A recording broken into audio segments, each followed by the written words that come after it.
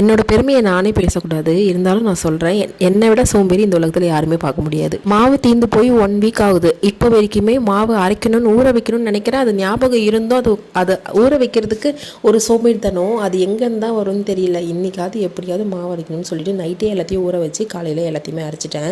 நான் எப்பயுமே மாவு அரைக்கும் போது இந்த ஊற வச்சு தனியை மிஸ் பண்ணவே மாட்டேன். செடியில் ஊற்றிடுவேன். செடி க்ரோத்துக்கு நல்லாயிருக்கும். அது ஒரு வேலையில் இறங்கிட்டோன்னா அந்த வேலையை முடிக்கிறோமோ இல்லையோ அதோட சேர்த்து எல்லா வேலையும் முடிச்சிட்டோன்னா அப்பா ஒரு வேலை முடிஞ்சின்னு ஃப்ரீயாக உட்காரலாம். மாவு அரைக்க ஆரம்பிச்சிட்டா ஒரு 1 ஹவர் அப்படியே இழுத்துரும். ஸோ 1 ஹவருக்கு கிச்சனில் தான் நிற்க போகிறோம். அதுக்கு கிச்சனில் இருக்கிற வேலையெல்லாம் முடிச்சுட்டு வெளியே வந்துட்டோன்னா ஒரேடியாக எல்லா வேலையும் முடிச்சுட்டு ஃப்ரீயாக வந்துடலாம்.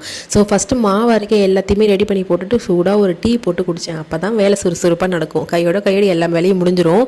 ஒரு சைட் மாவும் அரைப்பேன், ஒரு சைட் லஞ்சுக்கான ப்ரிப்பரேஷனும் போயிட்டே இருக்கும் கையோட. நான் மாவு வந்து உடனே இன்ஸ்டண்ட்டாக எப்படி சாப்பிட்ணுன்னு சொல்கிறேன்.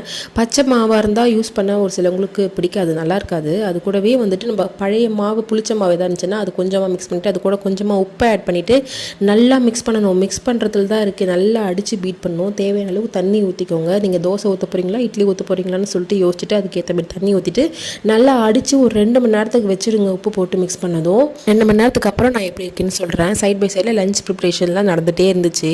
இன்றைக்கி ரொம்ப சிம்பிள் லஞ்ச் தான். சரி கடை எல்லாத்தையுமே முடிச்சிட்டேன். நாளைக்கு சண்டே இல்லையா, சண்டேக்கு முன்னாடினாலும் சண்டேக்கு அடுத்த நாளும் எங்கள் வீட்டில் எப்பவுமே லைட் மெனு தான் இருக்கும். சைட் பை சைடில் லஞ்ச் எல்லாத்தையுமே ரெடி பண்ணி முடிச்சுட்டு நம்ம 2 மணி நேரம் ஊற வைக்க சொல்லியிருந்தோம் இல்லையா மாவு, அது நல்லா புளிச்சு ரெடியாக இருக்கும். இந்த டைமில் நல்லா பீட் பண்ணணும். நல்லா பீட் பண்ணதுக்கப்புறம் அந்த பபிள்ஸ்லாம் வெளியே வரும். அது நல்லா பீட் பண்ணதுக்கப்புறமா நீங்கள் அன்றைக்கி அரைச்ச மாவில் அன்றைக்கே 2 மணி நேரத்தில் உடனே இட்லி ஊற்றினாலும் அவ்வளோ சூப்பர் சாஃப்டாக வரும். தோசையும் நல்லா கிறிஸ்பியாக வரும்.